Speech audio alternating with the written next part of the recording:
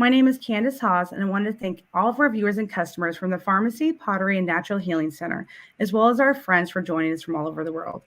Please make sure to hit subscribe and get notified when we post our future cannabis content. In today's episode, we're going to be exploring the world of cannabis tourism with Brian Applegarth. Cannabis travel is one of the fastest, most exciting sectors of the travel economy. Here to share information about what that means and how to take advantage of these exciting opportunities, and at the same time, how to support legacy operators, we're joined by Brian Applegarth. Brian Applegarth is an award-winning cannabis travel and tourism innovator. Brian and his team at Applegarth Strategies provide marketing services that support brand management and destination marketing for travelers. His work centers around the cannabis-interested travel audience. Brian's work is data-driven, and he is the sole advisor on the first ever national research on the cannabis travel-motivated travel audience in the United States. He is the founder of the Cannabis Travel Association International and leads the cannabis and hemp work groups for Destination International and the Cannabis Travel Association. He's also the certified cannabis sommelier and a certified cannabis therapy consultant, and has curated the cannabis theme exhibits for the Museum of Sonoma Canopy, the Kelly House Museum of Mendocino, and has co-produced the Cannabis Awards exhibit at the California State Fair. Brian is humble, but he's leading the entire field of the cannabis industry as far as cannabis tourism, and is a sought-after speaker, and we're very lucky to have him with us today to share some amazing insights in the burgeoning world of cannabis travel. Thank you so much for being with us, Brian, and thank you so much for being patient with me and letting me share your bio again. I'll make sure to cut that out in our final version. And thank you so much, and I'm so looking forward to the information that you have to share with us today. Totally. And thanks, Candice. That was a nice intro, long intro. I appreciate that. That's nice. I'm really excited to be here. Cannabis travel and tourism is a really exciting space. So everybody just kind of relax. We're going to walk through some information up front, and we're going to take a look at how exciting the cannabis travel and tourism trend is today, and what's happening in the most mature destinations. And I'm hoping that you guys can learn about a lot of experiences here that you might incorporate into your travels in the year ahead. So with that, let's jump in. Again, feel free to drop in questions into the chat. I'm happy to tackle those toward the back half of this presentation and this segment on cannabis travel and tourism. Okay. So first off, just a disclaimer up front, obviously I'm not an attorney, I'm not a doctor. I am a passionate educator about the cannabis plant and cannabis travel and tourism, but this isn't meant to be any advice of any kind. So please consult your physician or your attorney if you plan on doing anything else. And when you do travel across state lines or federal boundaries, country to country, you need to be very aware of what's compliant and not compliant when it comes to what you're carrying with you. So with that, let's go to the next slide. So first off, let's talk a little bit about history. Stating the obvious, I think, cannabis has been around a long time. It's an ancient medicine plant. And it grew wild originally, and humans eventually cultivated the plant for food, medicine, fiber, fuel, also spiritual purposes, which is a really interesting discussion we're going to jump into. And this has been happening for over 12,000 years. The earliest written documentation of cannabis was discovered in ancient China. And it shows that the ancient records were discovered, and it recommended cannabis as a treatment for over 100 medical conditions. So let's take a look at the world migration of cannabis, and then we're going to talk about kind of how travel has been part of the story of cannabis since the beginning, as well as the coevolution of cannabis and human, and the relationship between the two, the human relationship with the plant. So when you go ahead and look at the world migration of cannabis, it first spread across China and India, then to Persia, Egypt, and eventually Greece.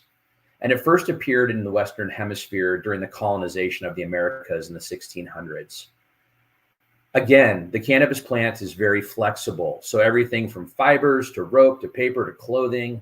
And by the early 1900s, nearly every major pharmacy in the US was offering medical cannabis tinctures for patients.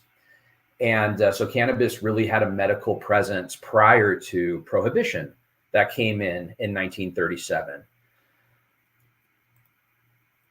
We're going to look at a little bit of history, and then we're going to talk about travel and cannabis through the lens of the Silk Road through the lens of the hippie trail and through the lens of medical travel when cannabis was re-legalized as a medicine. So once again, we see that cannabis had a presence in China. It was identified in the first text and copy of the pharmacopoeia, and it pointed to cannabis as a medical application.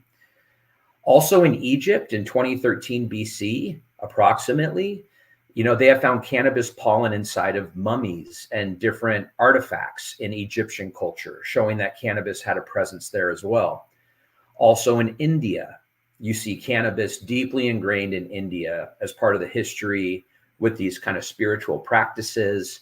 And there's actually a type of beverage called bhang that was drank and is still drank in India that is essentially a cannabis-infused tea. And it's part of the culture, and cannabis is very deeply embedded in India culture today.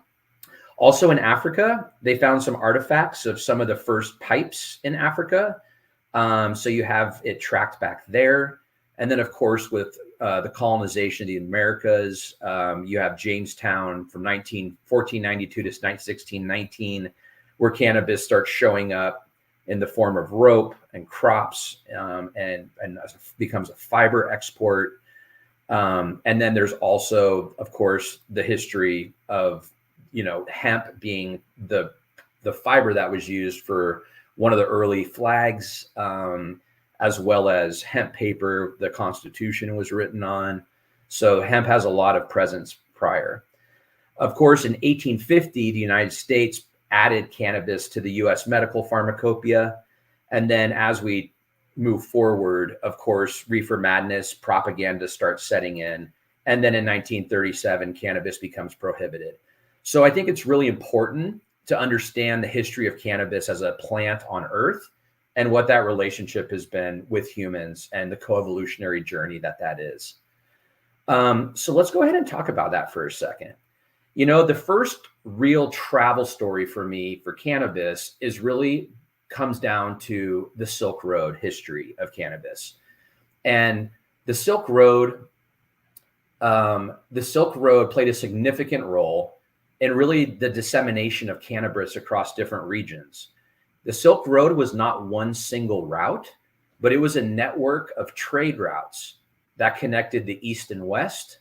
And it was a place where people facilitated the exchanging or the trading of goods, ideas, and cultures between Asia, Europe, and Africa. And a lot of these people would carry cannabis seeds with them. That was part of the scene. And that's when cannabis started spreading from its original landrace regions. And I want to pause there for a second and talk a little bit about what the landrace cultivars are and why it matters.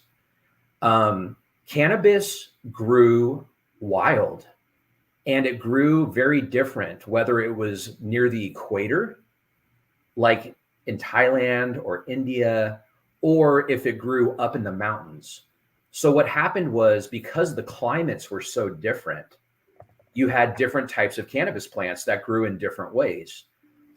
A few of the original cultivars, or a few of the original types of cannabis that grew wild in nature before they were actually cultivated by humans, are Afghan Kush, which originated from the Hindu Kush mountain range in Afghanistan and Pakistan. And this cultivar is known for its resilience and its heavy resin production.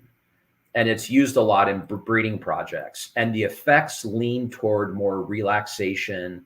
Some people may use the word indica, but really this grew up in the Kush mountains. So it was in colder climates, shorter, fatter bushes, broader leaves, and the therapeutic compounds that grew in the Afghan Kush varietal or cultivar is unique to that specific region. You also had Thai cannabis coming out of Thailand. This was more uplifting, energetic. This was closer to the equator. The leaves on these plants were thinner. They were narrow leaves, and it's known for more energetic and uplifting and cerebral effects. And it produces long, slender buds instead of thick ones.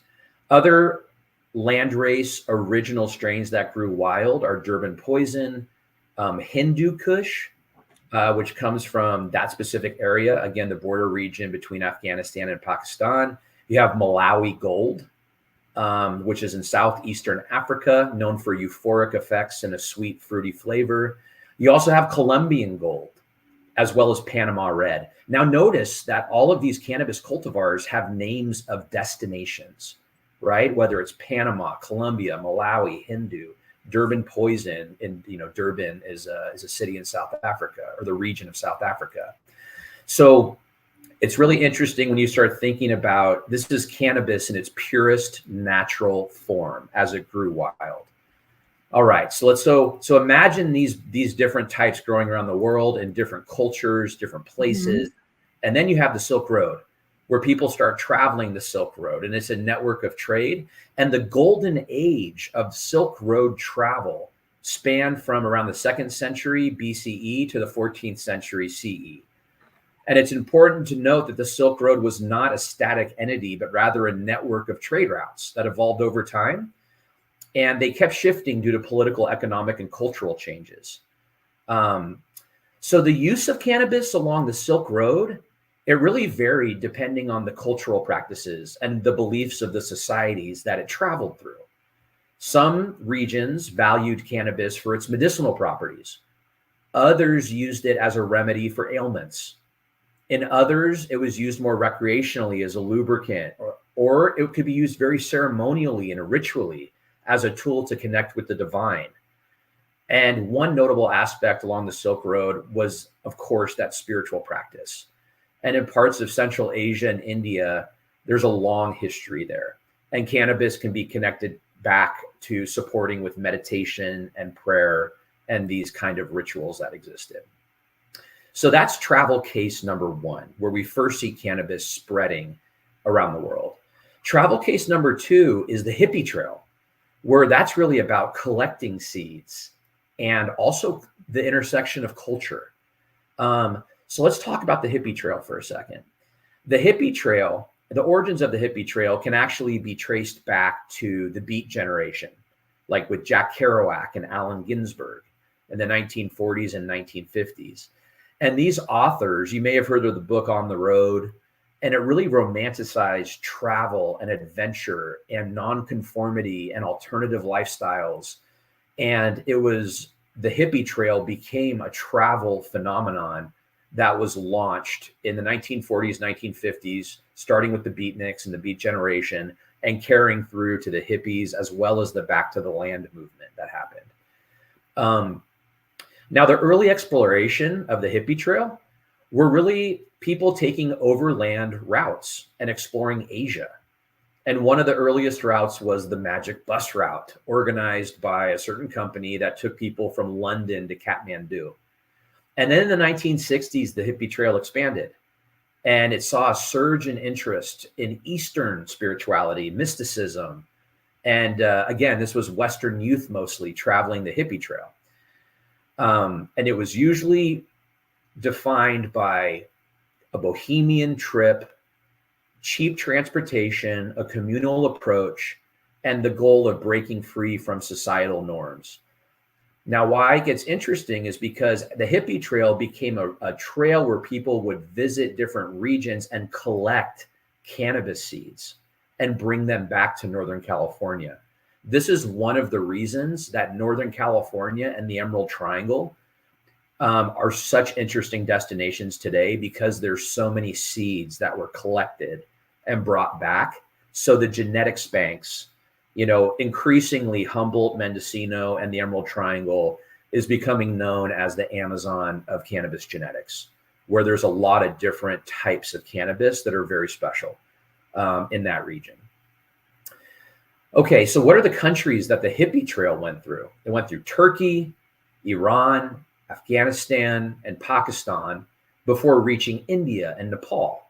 And then along the way, you would stop in cities like Istanbul and Tehran and Kabul and Kathmandu, and you would immerse yourself in local culture, spirituality, communal living, and cannabis was often at the center of it in certain ways. Of course, the values were very much peace, love, and freedom, reflected the beatnik, the hippie, and the Back to the Land values. And this was really an important time from the 1950s to really the late 1970s.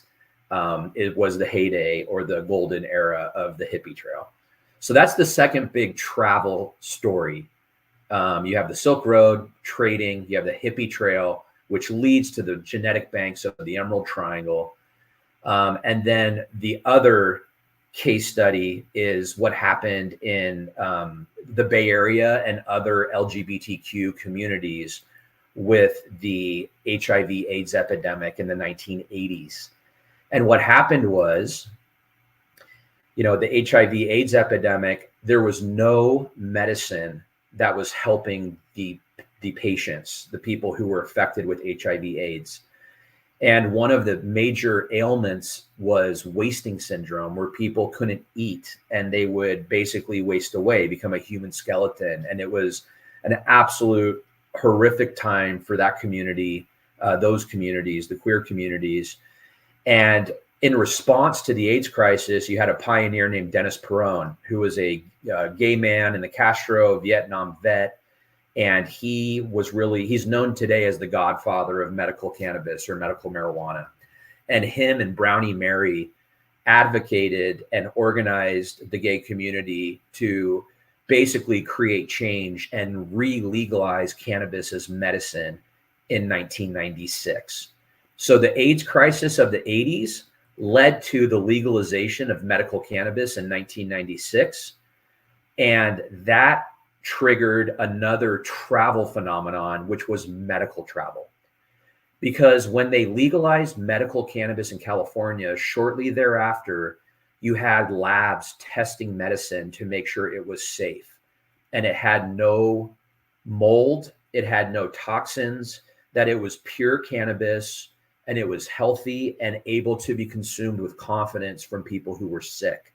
So you had medical travel happen through the late 90s and really up through where we are today, which is adult use or leisure travel. When it went adult use legal, anybody 21 and up can purchase and consume cannabis for leisure recreational purposes, different than medical. And this really triggered the era of leisure cannabis travel today. Of course, there's a couple outliers. You had Amsterdam, you had a sweet spot in Switzerland for a moment. But even those were quasi-legal. To have the legal landscape today for recreational cannabis in destinations like California, you're seeing incredible innovation. And we're going to look at a lot of those case studies today. So I wanted to give you those 3 different case studies on how cannabis has been part of the travel discussion. Now, I'd like to talk a little bit. Here are some pictures of the broadleaf and narrowleaf cultivars. Again, the narrowleaf cultivars grow closer to the equator. Broadleaf cultivars grow higher up in the mountains at higher elevations. And these plants have different therapeutic compounds that work in different ways. Here are some pictures of the landrace cultivars that I mentioned before. You see the different types of varietals or the different kinds and how they present themselves. Cannabis is a flowering plant. It's a seed, it grows, it's vegetative, and it's an amazingly sophisticated plant and highly evolved plant where it can serve as a medicine. It can also serve in the capacity of regenerative and sustainable products. It also has that very interesting THC molecule that gives you the euphoric feeling of being high, whether that's a microdose effect or whether that is a flow state effect or whether that is a journey effect. And those are different levels of what we call entheogenic effects, where you feel those very unique effects that cannabis provide. And those effects can be different from cultivar to cultivar, right? So the Hindu Kush is going to feel different from the equatorial strains out of Thailand, for example, because they grew in different regions. So they express themselves differently and the effects are different. So it's really a whole new world when we're looking at cannabis as an enhancement tool. So let's talk a little bit about the cannabinoids, and then we're going to get back into the travel discussion. You have different types of cannabinoids, which are therapeutic compounds. A lot of us are aware of THC and CBD. There's also, of course, CBN and THCV and CBG and CBD. And there's there's hundreds of different compounds, as well as terpenes. So if you're thinking of THC as the effect inducing molecule, and that is, let's just say that's the pedal. Do you want to go slow and just have a very light journey? Or do you want to go and have a more kind of psychoactive and a kind of a higher dose of THC? And then that's like how strong the effects are going to be. And the terpenes are kind of the wheels, right? So you have the terpenes essentially are essential oils, and they help guide your effects. Now, why this matters in travel is travelers are starting to use cannabis as a pairing tool with travel activities. And it's becoming known as effect pairing. And we're going to get into that in a minute. But basically, here's an example. If you're going to a Michelin star meal in San Francisco, there is a specific type of cannabis that you can either smoke or drink or eat that is going to be a great precursor to that Michelin star meal, because it's going to stimulate your appetite, it's going to accentuate your palate, and it's going to enhance the experience. There's other cultivars that make shapes and colors more vibrant and more specific and more interesting. There's certain cultivars that make art more thought-provoking. And people are looking at cannabis as a tool to pair with art experiences while on vacation. And it all ties back into the terpene profiles of the cultivar or the product and how much THC is in it, right? So very intentional. So what is, real quick, the way that these therapeutic compounds work with the human body is we have receptors that communicate with the therapeutic compounds, the cannabinoids and those terpenes within cannabis. So those therapeutic compounds have an entourage effect, and there's a communication that happens between different receptors in the human body, specifically CB1 and CB2. So when we take the plant, it turns up the endocannabinoid system that we all have inside of us. And cannabis works, we co-evolved with the plant. So the receptors that we have in our bodies work very closely with the cannabis plant therapeutic compounds, because up until less than 100 years ago, humans around the world used cannabis regularly. And then it was removed with prohibition. So now there's a re-education happening with science and data supporting this next era of legal cannabis. So the primary purpose of your endocannabinoid system is to facilitate balance in your body, homeostasis. So when you take cannabis, those molecules want to help bring you back into optimal balance or optimal health. And that's the endocannabinoid system that works directly with the hemp and cannabis plant is really known as the master modulator. It tells your skeletal system, your immune system, your reproductive system. It communicates with your other systems to either turn that function up or turn that function down, and tries to address different ailments in your body to bring you back into balance. This is why cannabis is both a medical travel trend as well as a leisure travel trend today. It also should be noted that without the cannabis plant or without the hemp plant, totally aside, our endocannabinoid systems are fully functioning systems, and we internally produce endogenous cannabinoids. We produce, it's called anandamide and AG2, and these are compound. These are what we produce, these endogenous cannabinoids, and they dock on these receptors. When you ingest the plant, you're taking in phytocannabinoids, which is plant-based cannabinoids, which also have the capability to communicate with these receptors throughout your body. So anyways, a little heavy on the science, but I think it's really important to know how cannabis works and why it's also medical travel. Of course, we have different consumption methods. There's a lot of options from topicals. And here are some of the effects, right? When we talk about that special effect, we have the CBD products, We have the microdosing with the THC in small doses. We have flow state, which is kind of an optimal state where time and space dissolve and you feel incredibly present in the moment. I believe that this is a really nice place to be for people that really want to have cannabis enhanced travel experiences. The flow state is a really specific zone, and it's a special place to be to enhance your senses for different activities and experiences. And then, of course, there's journeying. And this, you may have heard of the ayahuasca tourism and some of these other kind of entheogenic tourism products in Peru, et cetera, or Mexico.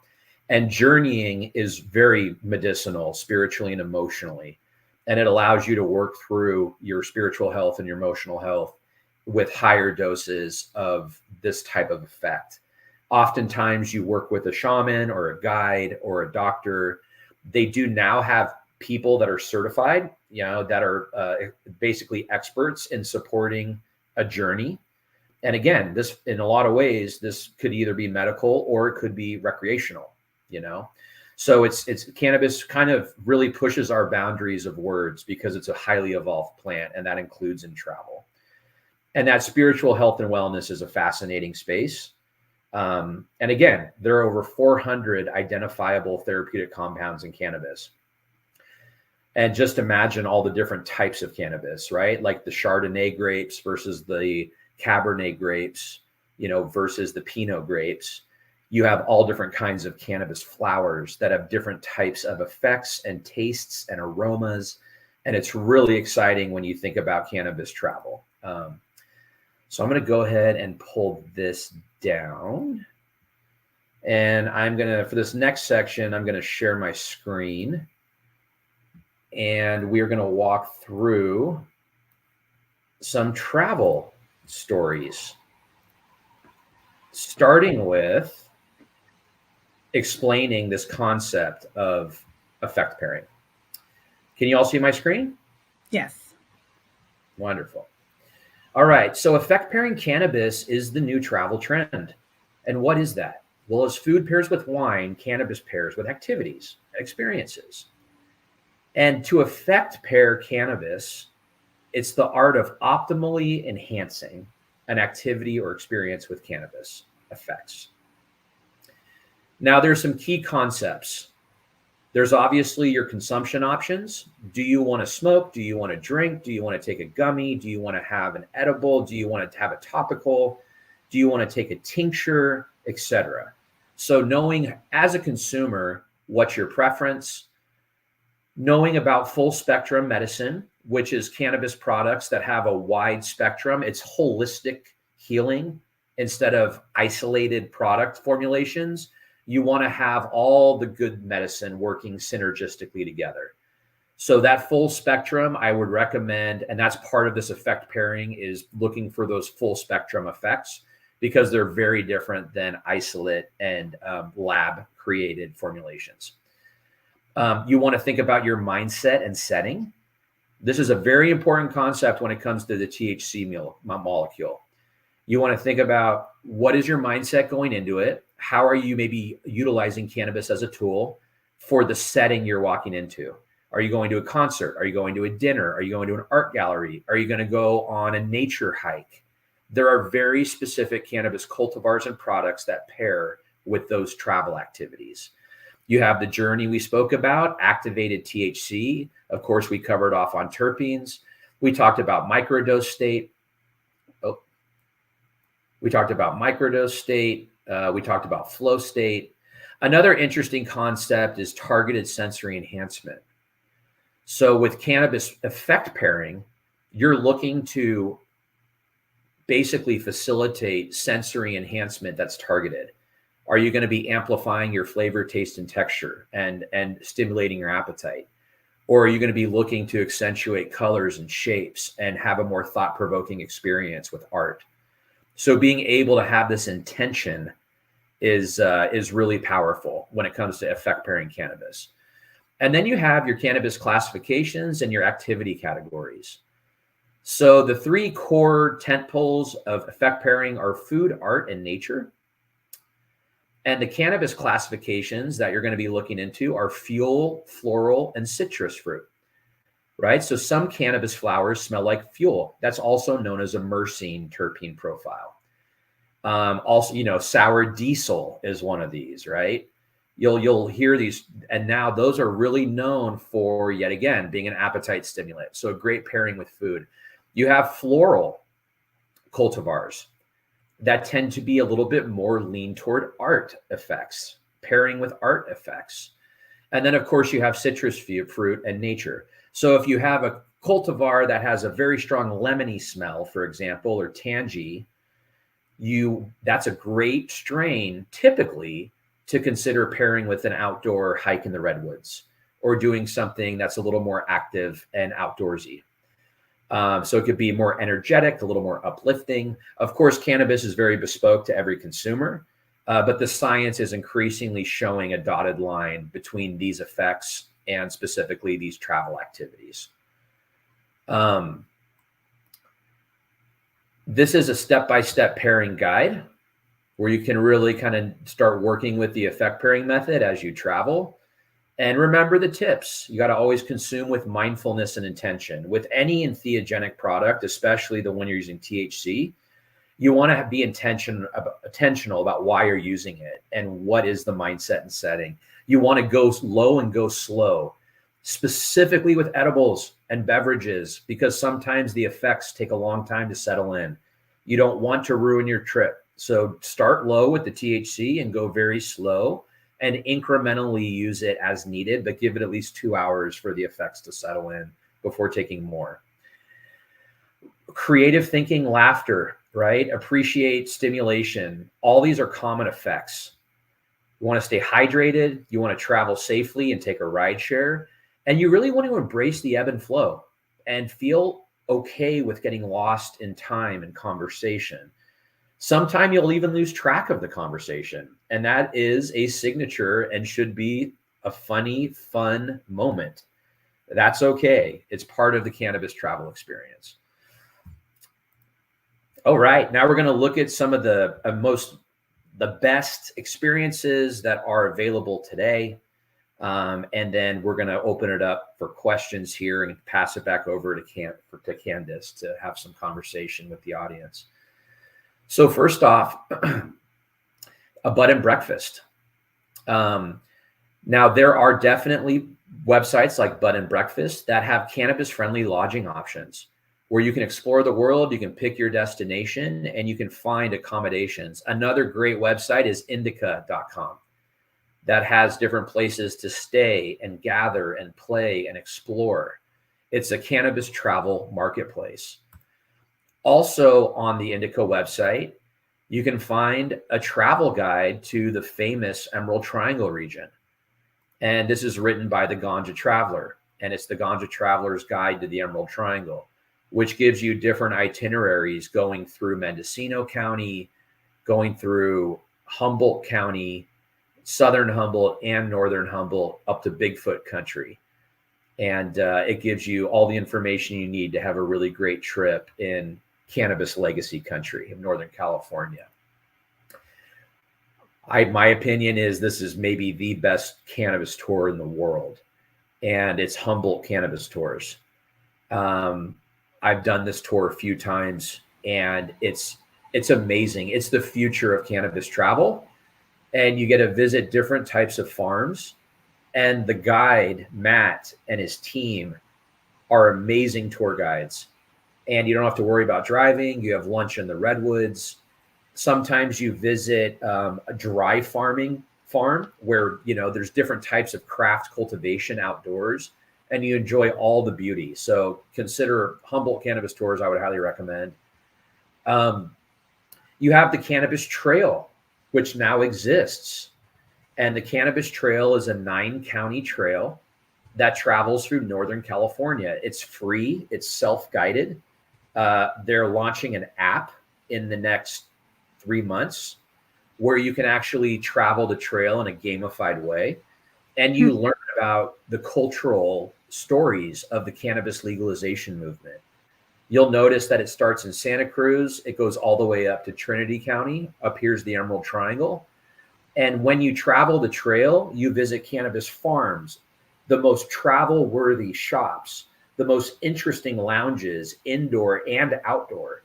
And you get to see the future or the present of the most special cannabis travel experiences in Northern California. And you also get to learn about the pioneers, the places, and the significant moments and how cannabis has influenced California culture. Notice that it includes beatniks, hippies, back to the land. It also highlights the Castro and the queer community, about the history there. Of course, it highlights craft cultivation. It talks a lot about cannabis under prohibition with bootlegger and prohibition stories. So it's really something to check out and consider. You also have the Oakland leg of the Cannabis Trail. And Oakland basically expanded their trail to where it includes all kinds of things, including effect pairing. So you can not just travel the trail, and here's some video that you could see of the experience, but you can also look at the Cannabis Trail map that, really outlines not just stops on the trail, but also has these effect pairings, the nature effect pairings, the art effect pairings, and the events and attractions that are all, celebrate cannabis as a travel experience, not just in lounges and shops, but outside of that too. Of course, you have your cultural heritage landmarks too. So it's really exciting that this continues to come together. You have cannabis events like the Emerald Cup. This is actually happening in Oakland as well. This is happening in August this year. And it's a 20-year anniversary of a cannabis cultural festival that any cannabis enthusiast or actually any well-traveled person who likes having new experiences would have a great time at the Emerald Cup. It's got music, it's got great food, it's got, of course, cannabis, it's got art. It has an award. It's considered the Academy Awards of cannabis, most highly respected awards. So the Emerald Cup is a very special event to consider. You have companies like Canescape that are curating cannabis overnight dining experiences, retreats where you're glamping in tents and you're having amazing multi-coursed meals with cannabis sommeliers. So these two are in Sonoma as well as up in Mendocino County. They are offering a 420 getaway package. If you haven't made plans yet, this is a great option. They've also partnered with an experience called the Skunk Train, where you literally ride a train into the redwoods and you get out and have a cannabis party. And Canescape is partnered with them on the 420 weekend. It's a really cool event. You also have the Ganja. This is the cannabis sommelier. This has been alive and certifications have been being earned for about 2 years. And this is the globally leading cannabis sommelier credential, basically. It's an amazing experience. There's all different kinds of ganjiers. Some of them are more passionate about flowers. Some are more passionate about concentrates. Some are passionate about the cultural history. And some are a mix of different types of that. Some love beverages. Some love all the above. So you can look into the ganjier and ask if there's any kind of cannabis sommeliers in your area. And you can reach out to them and schedule and maybe have a party at your house where you invite in a ganjier and ask them to create a cannabis experience for you. Or you could do it while traveling, of course. Cannabis lounges, there's about 70 cannabis lounges in California today. And it is a really exciting space. West Hollywood is one of the coolest destinations for this. This is literally photos of the lounge, this Zen garden right here. You have little nooks and cubbies with curtains and tables, and you sit around a pond with koi fish and parrots and statues. And you can ingest cannabis in a beautiful setting. This picture right here is their dispensary. This is actually a cannabis dispensary and shop that's owned by Woody Harrelson, the actor. And again, this is the California cannabis lounge scene is, I like to talk about kind of how it's Amsterdam next level, the California way. A little bit different polish, a different experience. Californians are known to be innovative. And West Hollywood's got some killer experiences. Here's another lounge. This is called the Artistry. This area right here is an outdoor patio where you can smoke weed and look over on the street. I believe this is Santa Monica Boulevard right here. So you can Mhm. literally consume cannabis in the cafe, at the bar, or in the outdoor lounge. And then you can go for a walk and grab some dinner in West Hollywood somewhere, or go to an art gallery. So the artistry is a fantastic option as well. It's walking distance from the woods. And there's 2 other lounges in West Hollywood that are super cool. Another form of a cannabis lounge is a cannabis spa. And there is a cannabis spa lounge up in Humboldt where the entire model is spa services. Mhm. And you procure your cannabis depending on which spa service you chose. And it is a topical experience that's all very wellness heavy. And this is where it gets so exciting with cannabis. Yes, you're going to have beverage bars. Yes, you're going to have smoking lounges and vaping lounges and patios and indoor and outdoor lounges. There's a lot of stages in these lounges that are programmed with music and speakers and education. You're also going to have spas, and you're also going to have infused culinary dinners like with Canescape and what they offer. So all of these are really exciting travel experiences today. Santa Ana has got a really great cannabis scene. They have a lot of shops where you can travel around. There's actually a travel guide to Santa Ana that you could check out. Something else that's worth mentioning is they are starting to work toward and be close to launching the cannabis appellations of California, just like wine ABAs. And this is it's funny, I believe this is the next story that builds on those landrace strains, right? Where cannabis grew wild. Now you're going to have a refocus on where was it grown? Who was the grower? How did they grow it? Why is this cannabis special? And you're going to know, just like you meet the winemaker, you're going to meet the cannabis grower. And that's going to become part of travel. Just like champagne in France, right? They make champagne. They're famous for it. It's part of tourism. Cannabis is going to have the same thing happen in California. It's going to have the same thing happen in Thailand. It's going to have the same thing happen in India, Pakistan. You're going to start seeing the agricultural regions have these appellation of origin designations. And then you're going to really be able to get nerdy and talk about the craft and meet the farmers and really understand how special this plant is and why it's not just growing something that gets you high.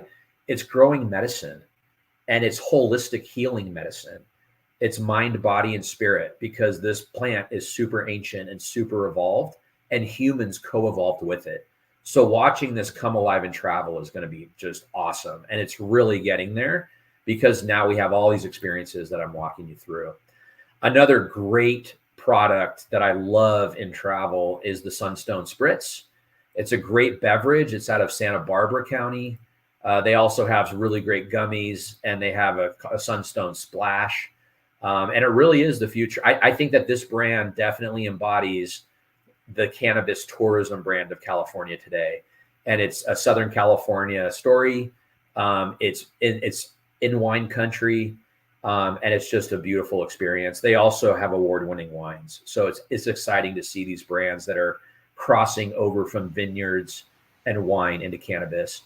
And last but not least, the Bohemian Chemist up in Mendocino County is bar none one of the best getaways that you could plan. And you can literally stay there for 3 days and just hang out if you wanted to. They have a cannabis lounge. They have a cannabis apothecary. They have amazing products. They have landrace strains from Africa that they grow. They're really nerdy about their cultivation in their local terroir in Anderson Valley. And they're incredible storytellers. This is a shot of the garden. The country is beautiful. They also have a restaurant and a wine tasting room on site. They have a membership club. So, they also are a stop on the Cannabis Trail because they're a multi-generational legacy farm. So they have a Cannabis Trail cultural landmark, as you can see in this photo right here. So if it pulls up, and it might not. So anyways, I hope you all enjoyed that. That's some examples of cannabis travel and tourism today and where we stand and things that you should be or could be considering for your next trip. So with that, I'll hand it back to Kandice. Yeah, that was such great information. Thank you so much for sharing that. You shared so many cool spots that our watchers could go and visit this year, this 420. So many great spots that I even want to go check out. And I loved the information that you shared in the beginning too.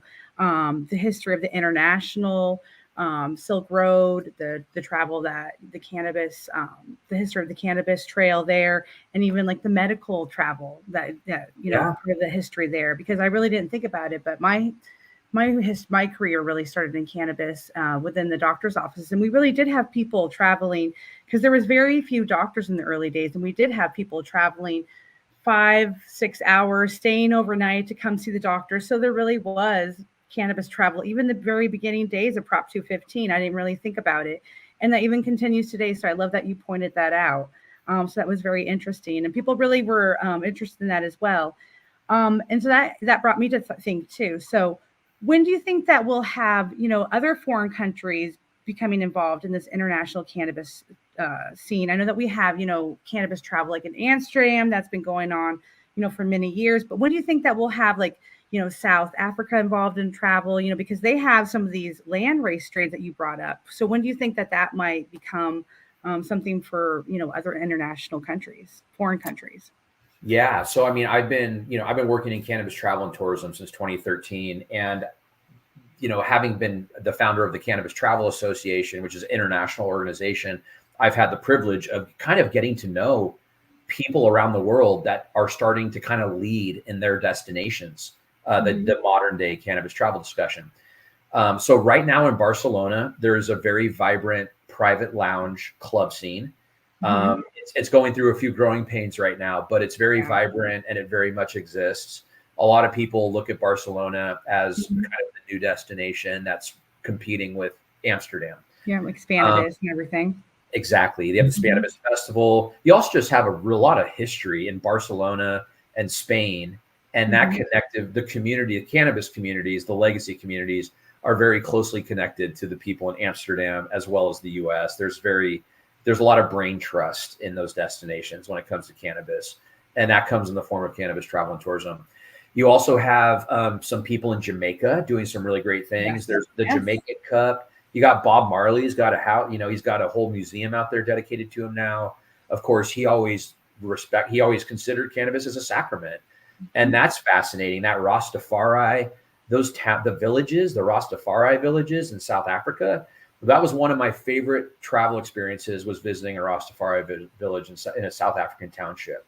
And I hung out for a couple of days there, and it's part of the culture, right? Because it's embedded, and it's all about kind of the sacredness of cannabis, as a tool in that way.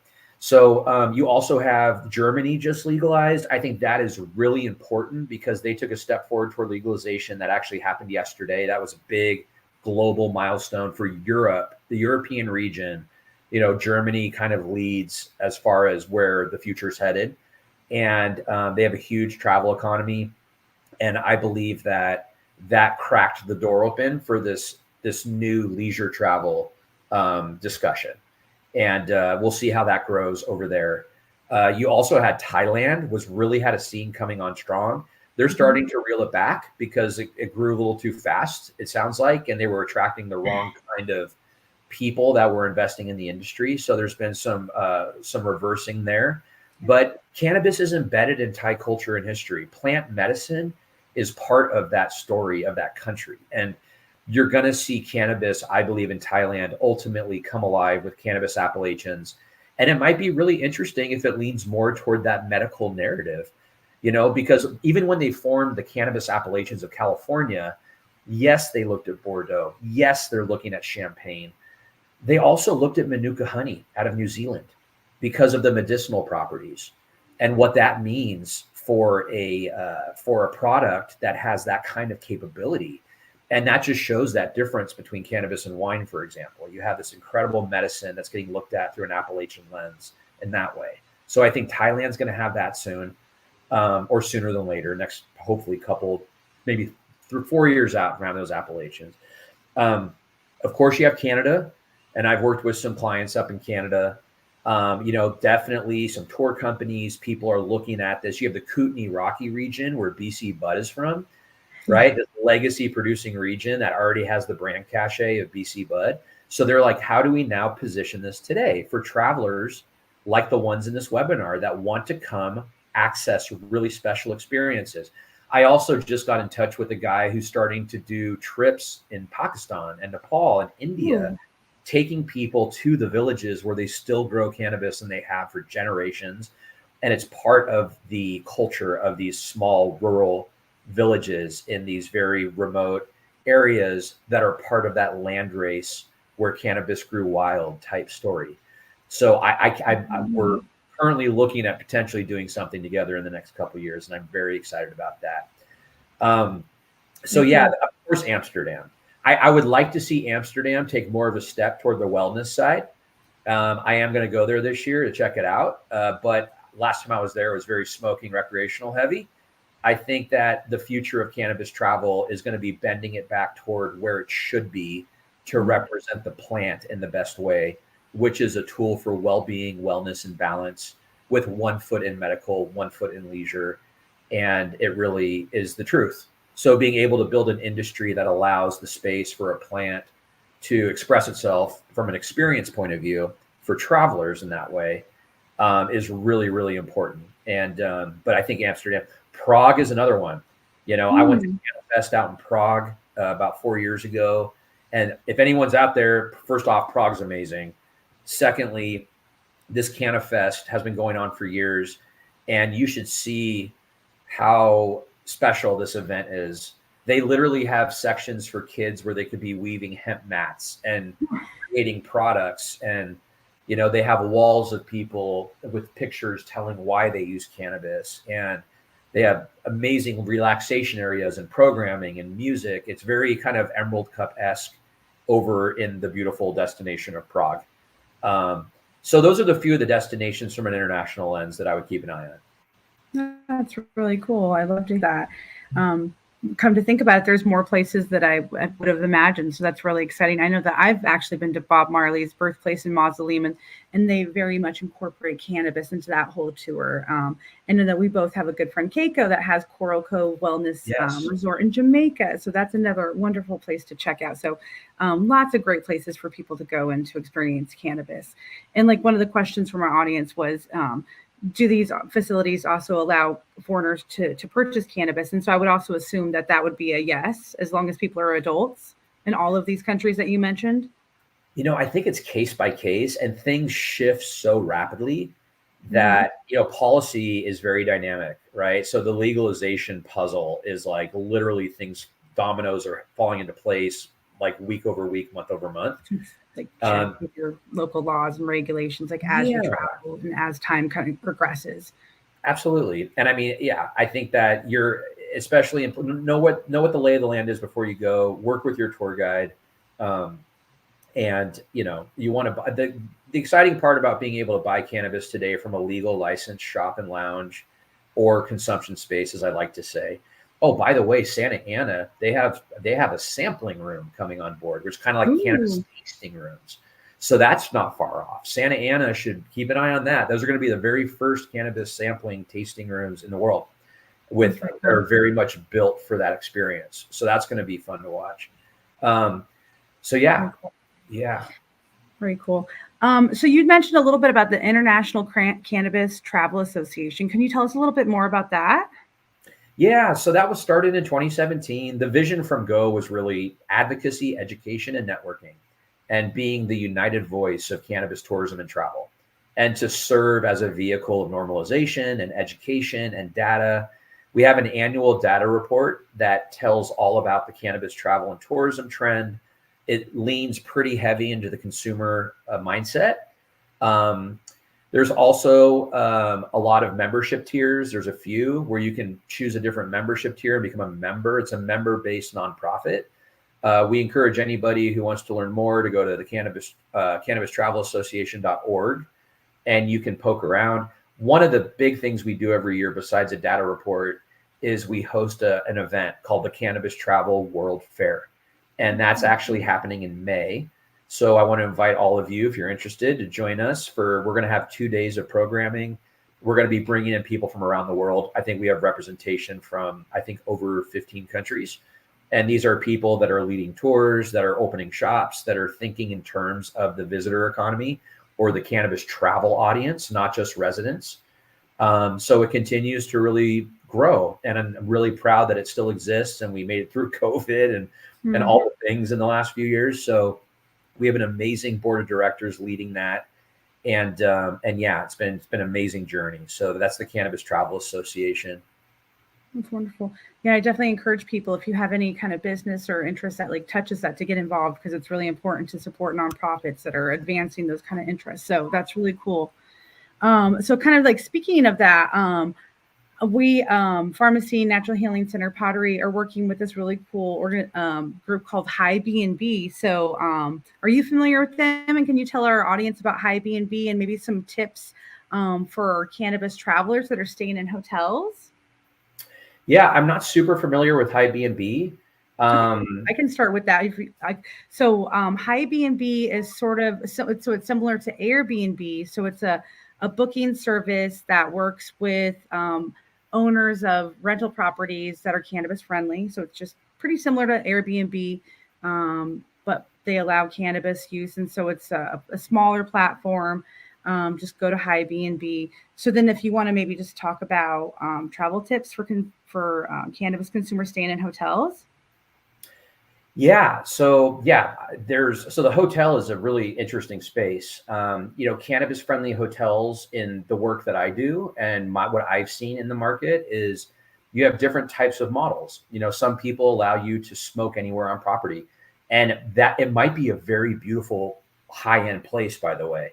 You're seeing some really cool establishments embracing cannabis, looking at it as something totally different than cigarette smoke, because it is. And they're allowing you to ingest indoors, outdoors, anywhere on property. There's other places where they have a cannabis delivery menu that is kind of a list of 10 products, where it's the hotel approved products. And it has beverages, and it has beautiful chocolates that are locally made. And it uplifts brands that have a story, that are part of the community there. And sometimes they don't include smoking, but maybe they do include vaping. So really, I'm seeing hotels create whatever model they feel is correct for their brand and their audience. And again, the Bud and Breakfast and Indica are the two that I'm aware of. It sounds like High B&B is a similar one, but being able to understand which hotel you're staying at and what the rules are, and making that so it's normalized, right? And we've seen this before. I sometimes point to a couple other travel case studies, which I call marginalized travel, that happened in history. One of those was the Green Book. It was safe spaces for African Americans to travel and feel welcome. You also had a guide in the LGBTQ community called the Damron's Guide, and that started in the 1970s. And it was safe spaces for the queer community, where you could check into a hotel and get one bed and not feel like you were threatened or unsafe. I believe that this conversation we're having right now about hotels, there is stigma still around smoking. So if you want to give your money and support businesses that are inclusive, and that may not be smoking in your room, but maybe they have a dedicated spot on site where they can direct you, where you can hang out and meet some people over some delicious, locally grown weed. And that's very real. So take time to find the hotels that are supporting this travel trend and select the one that fits you. I love that. And I'm definitely going to be connecting you with the High B&B people so they can join that International Cannabis Travel Association, because they're definitely missing out, because it's be a good synergy for the two of you guys. But yeah, that definitely find out, if your hotel that you're staying at has something really cool like that, definitely take advantage. And if they do have like a safe space for you to smoke in, or some sort of, carve out for you, definitely take advantage of that, because you definitely want to avoid any kind of smoking fees or inconveniences on your wonderful trip. Definitely, go that route. So I know that you work with municipalities to set up travel destination programs that include cannabis travel. So I wanted to give you an opportunity to shout some of those out. So do you want to mention some of those programs that you put together? Sure. No, I'm happy to. Yeah. So, my work day to day is with Applegarth Strategies. I have an amazing team. Mhm. And we are the agency that basically is leading at this kind of cannabis travel and tourism integration, specifically with marketing for destinations that are tourism destinations. So I've been hired and worked for about 20 destinations to date, including San Francisco travel, visit Greater Palm Springs, visit West Hollywood, visit Mendocino County, visit Humboldt, visit Modesto. It kind of goes on and on. Kootenai Rocky region up in Canada, Hello Burlington in Vermont. So I get brought in by the travel industry, specifically destination organizations, um, to be able to integrate and understand this new era of cannabis travel and why it is a travel trend anchored in wellness and well-being, and how do we create a strategy that fits within the greater destination brand and the greater destination brand pillars, and how do we teach the cannabis stakeholders to understand how to look at their shop not just as a retail shop but as a place of a experience for Mhm. visitors to that destination, where you are an attraction, right? You're not just a lounge, not just you are an attraction that represents the cannabis experience in your destination. And how can we work with, a handful of cannabis businesses that think beyond a resident consumer and BOGO deals and price conscious purchasing all the time? How do we work with that visitor profile where that experience premium, they're willing to pay a premium for that, or travel an extra mile for that, or, while in Rome, indulge. It's this kind of traveler that you're going to throw down for the top shelf blunt while you're in the Emerald Triangle, because you're in the Emerald Triangle. It's like being in Tuscany when you're going wine tasting. You're gonna pull an extra spend out because of that. So Mhm. I work to build bridges between the travel industry and the cannabis industry, and my work very much kind of positions me in between those two worlds as kind of a cross-cultural communicator and a data guy that helps to make sense of the cannabis travel audience, and then be able to formulate marketing services and strategies and programs that support the elevation of cannabis within that destination. That's cool. Yeah, and I've loved working with you and like the work that you've done, like in Santa Ana specifically, in Pharmacy Santa Ana, and all that you've collected. It's been really insightful. I just really lucky that our city, Santa Ana, too, has been so progressive and included cannabis in the travel destination program because it's been it can be a little scary for some cities because Mhm. Santa Ana, Orange County is very conservative. So thank you so much for, working with the city and including cannabis in it. And I feel like they will benefit and we will help fill those hotel rooms and put together some really exciting, experiences. Like you said, we're going to have our first tasting room and the lounges will be soon to come. So really exciting. So thank you for sharing that. And then one thing I get asked a lot, and I know people probably get asked this as well, that work in the cannabis space. But we have a lot of people travel, come to the dispensaries, and I get asked a lot. And I don't know if you can answer this, but what types of products, if you're traveling out of state, can you bring across state lines? Yeah, so state lines, I always err on the side of caution. So when I work with destinations, it's taking the right size bite, and it's making sure that you meet them where they're at, and you err on the side of caution, and you keep everybody safe. Public safety for the visitor, as well as the hospitality industry, the frontline staff, the safety of concierge and all of that is important, as is the visitor. So, as Sage just put in there, hemp is federally legal, right? That being said, it's a very confusing conversation. If you're carrying a hemp product that has activated THC over state lines, and you get the wrong person on the wrong day, Yeah. you never know what you're going to walk into. Will it probably pan out where you're fine? Yeah, probably, because you have that hemp federal legalization from the 2018 Farm Bill. But that is a very dynamic space with a lot of confusing information, because cannabis and hemp are the same plant. So it's like just different buckets of the types of cultivars and how much THC they have in it, basically. So, I would err on the side of caution. I wouldn't travel across state lines. I would definitely not recommend traveling country to country because that's federal. And we're still in that stage where while you're in the destination, indulge. Yeah. If you're going to bring back a souvenir, bring back a stash box that's empty that you can, put other things in when you get home, whatever those things are, or get a really cool pipe or a piece or a grinder that has the destination on it.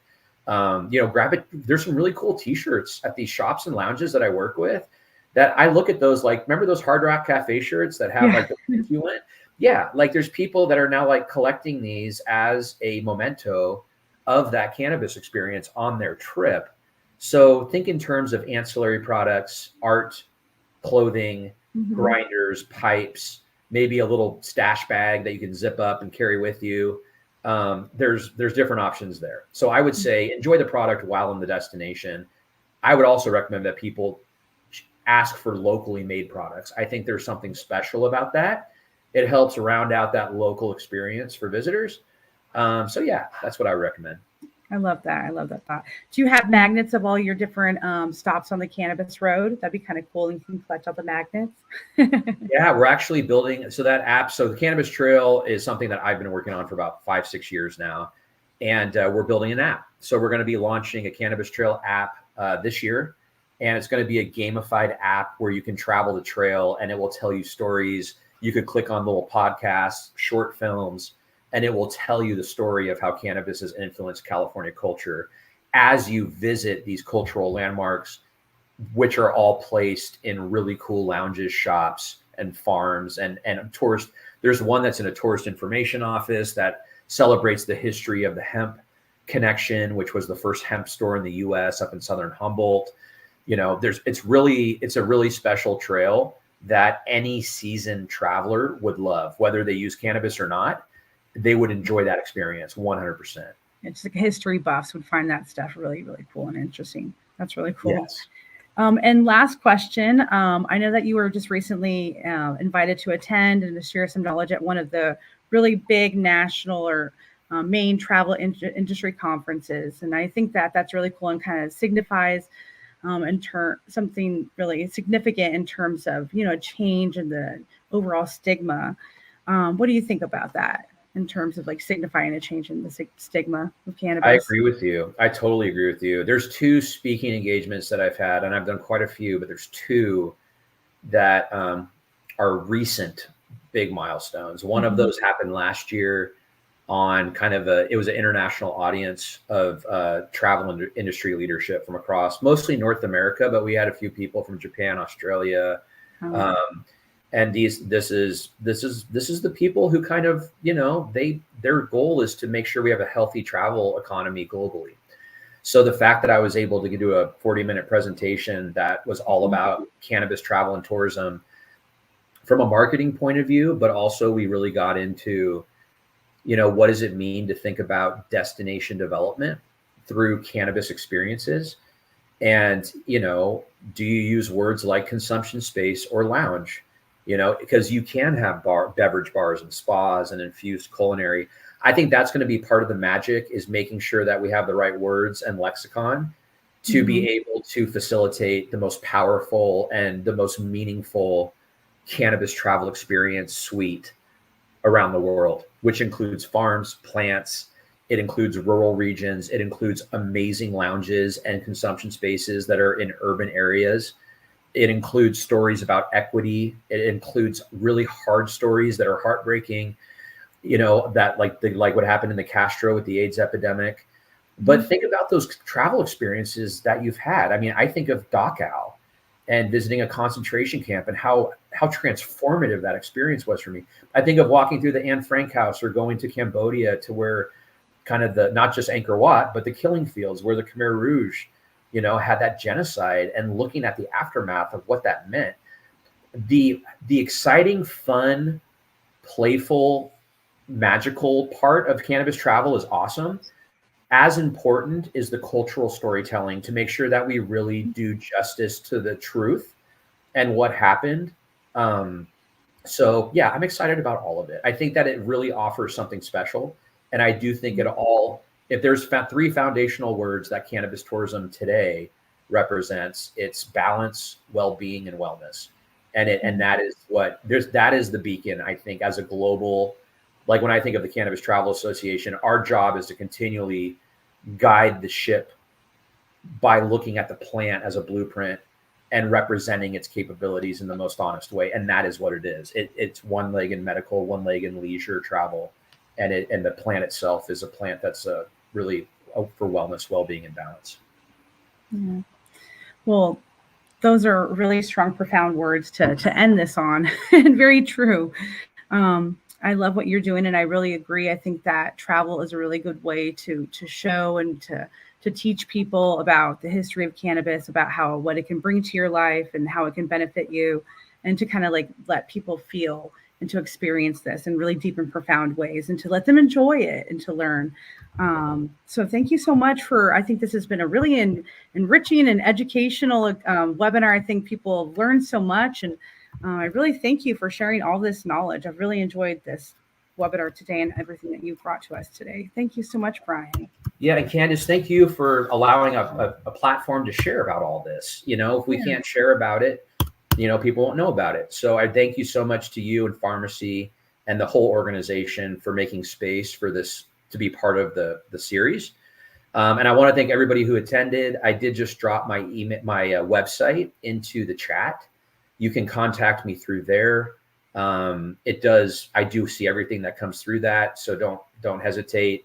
Also, my LinkedIn, I'm constantly posting about travel trends and data and case studies and weighing in on different cultural moments and articles, all related to cannabis travel and tourism.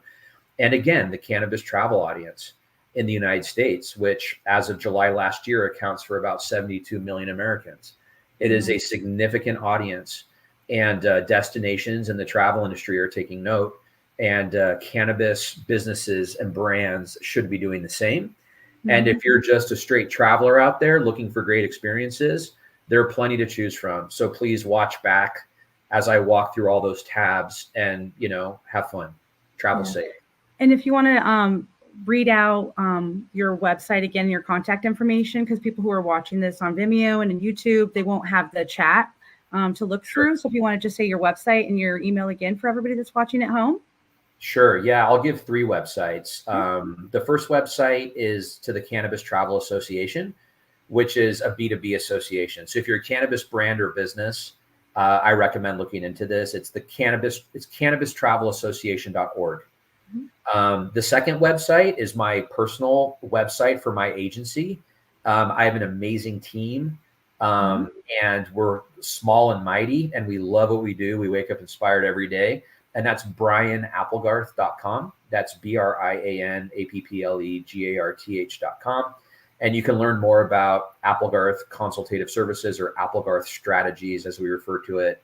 And we do work with destinations, but we also are increasingly working with cannabis lounges and shops and brands that are now really waking up to travel and tourism as a differentiator for their marketing strategies.